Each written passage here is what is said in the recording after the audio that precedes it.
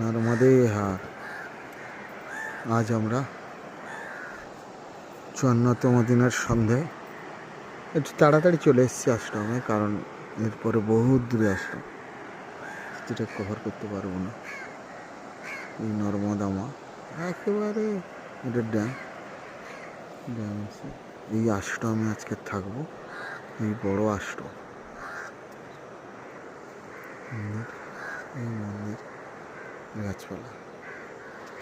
আমরা তাড়াতাড়ি এসেছি, সব ধোয়া কিছু ধুয়ে নিলাম, নোংরা হয়েছিল।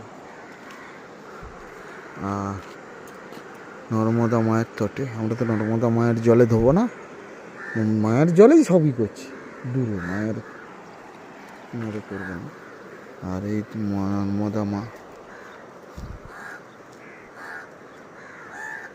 এই নর্মদা মা।